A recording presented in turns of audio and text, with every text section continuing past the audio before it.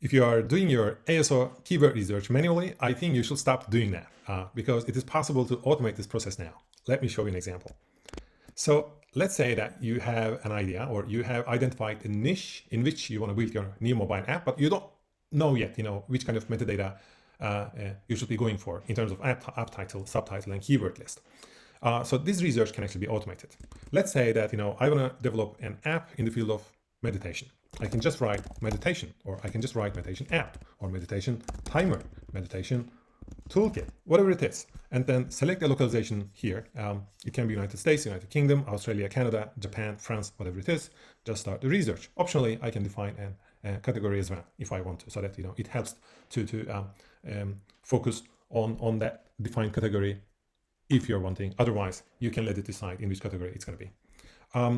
Then you just click on start research, and it checks out which apps are ranking in this field. It extracts the keywords from those apps that are ranking the top positions. It investigates which particular keywords those mobile apps, top ranking mobile apps, are investing in, and if there are actually gaps in their keyword strategy that are still relevant to the niche itself, but those top ranking apps are not necessarily investing in. And it comes up with a metadata strategy at the end, together with differentiator features that you can have in your mobile app. This thing takes a few minutes to complete. It doesn't go just like that. But at the same time, I want to mention that if you do this work manually, it takes hours, believe me, hours, if not days, to complete. If you do that manually, and it is very difficult to be consistent. Actually, I've actually run 2 different researches so far. For example, let's say I'm interested in developing a mobile application in the field of learn language, language learning applications, which is a very crowded field actually. And I have to be honest, I'm not necessarily interested in this field myself, but just for the sake of example, learn language, the niche overview, you get a niche overview, you get the list of keywords that, top ranking apps are ranking for, or the keywords that are generated by using the top ranking apps. Some of those keywords are obviously, very competitive. Some of the top ranking apps are investing in those keywords very heavily, but there can be some other keywords as well that, those top ranking apps are not necessarily investing in that much. In this case here, we see that Respect ASO has gone through 95 different keywords from the top ranking apps. You see, popularity, difficulty, and opportunity values together with estimated downloads depending on in which position you rank for these keywords. So fast learning seems to be an interesting keyword in that regard because it's AI generated here. Popularity is 63, difficulty is 15, and it gives us the opportunity of 58 in the localization of the United States in this particular example, which is actually great. So further down, we see the recommended ASO metadata for our next app that we can go for.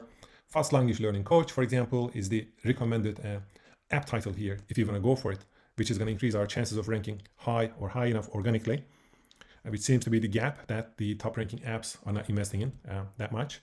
Then the subtitle is daily practice for flashcards, or listening drills, video lessons, or speaking skills AI companion. So 3 different subtitle variants and 3 different title variants here. And it comes with a keyword field as well. So this is a complete metadata strategy that it comes with. But okay, I have this metadata, but what am I supposed to do? What is this app supposed to do in practice? So in the next section, you get a brief explanation about that as well. Which micro problem, because mobile apps tend to solve micro problems in general. Which micro problem is it supposed to solve? The metadata rationale, so target audience, competitor gaps, and feature differentiators, and so on. So that is sort of the brief explanation of what your mobile app can be doing or should be doing based on the suggested metadata. And then it also comes with the metadata coverage analysis. We have this metadata here, so it comes with a bunch of different keywords. These can be single keywords here. One by one you can analyze them, but you can also go for a combination of them. One keyword maybe is from app title, another one from subtitle, or app title and keyword list, and so on. So it generates all these kinds of keywords, and obviously they need to make sense when combined together. We cannot combine them randomly. The way we combine them needs to sound natural, right? So it checks out such things. For example, fast learning comes from title. Some other keywords come from subtitle, suggested subtitle. And you also see combinations like title plus subtitle here in the source column for coach practice. The keyword coach comes from title, practice comes from subtitle, as an example. So, and by looking at those difficulty, popularity, and opportunity values together with estimated downloads, if you actually manage to rank high enough for some of those keywords, you can actually get an idea about how many downloads you can actually expect from this particular mobile app. The interesting thing here is that during the research itself, the Respect ASO here discovered that the term fast learning has very promising numbers because it is popularity 63, opportunity 58, and the difficulty was 15, if you remember. So do you want to start a research? Because it says, based on your research, this keyword looks worth exploring as a separate niche. It doesn't have to be about, language learning. Maybe it is something else. But we can figure out, which apps are actually ranking for fast learning. And the question is if we can develop something in that niche. So if you click on that one, it starts a new research. So I'm not going to do that because I already run that. And here are the results. Fast learning. So keyword opportunities again. If you come down here, it says recommended ASO metadata. What we see, fast learning, easy lessons is the recommended app title here. But there are 3 different suggestions here for app title. Learn fast with parallel text or bite-sized learning daily. And it comes with 3 different subtitle variants. One of them happened to be longer than 30 characters. In that case, you get a warning here, as you see. So basically, the model that we used in the background couldn't really manage to squeeze the subtitle into 30 characters. So in that case, you can just consider other suggestions here or try to update it yourself if you like. And the keyword field. And again, it comes with micro problem definition and target audience, competitor gaps, etc. And which differentiator features you should have in this mobile app. And metadata coverage analysis, as we discussed before. And it identifies again this, based on your research, this keyword looks worth exploring as a separate niche, which is daily progress, because it has the popularity 82 and opportunity 61. Quite promising, actually. Opportunity 61, popularity 82, and difficulty 44, which is daily progress. You can start a new research in that field as well.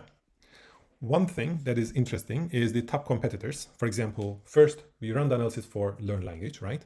Then we recognize that the Respect ASO recommended us to check out fast learning, and we did that.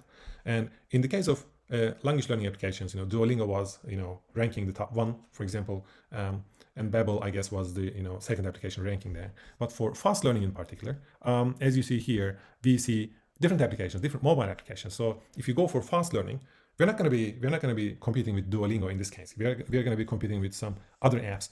As you see, those are the top ranking or top competitors that we're going to have if we go for fast learning. So as you see here, you start your research with a seed keyword in a certain niche, and the tool itself figures out which apps are ranking in the top positions, which keyword opportunities there are, which kind of metadata strategy you can go for. But at the same time, it comes up with a new suggestion. It finds a keyword and it tells you that, okay, this keyword is worth checking out as well. Do you want to do that? If you click on yes or start research button, then it goes through the apps that rank for that new keyword that it has found. I figured out the learn language seed keyword myself, but I didn't really think about fast learning. Fast learning came from Respect ASO itself, and it analyzes that keyword and that niche and comes up with different metadata strategies that I can consider for my next mobile application. While my initial idea was developing a language learning application at the first place, now I can maybe consider developing an application that is more related to fast learning because it is easier to rank for that keyword in the App Store. I hope this was helpful, and I hope that I can give the picture of how much easier it gets to do the keyword research with the help of these automation solutions in Respect ASO. Thanks for listening, and see you next time.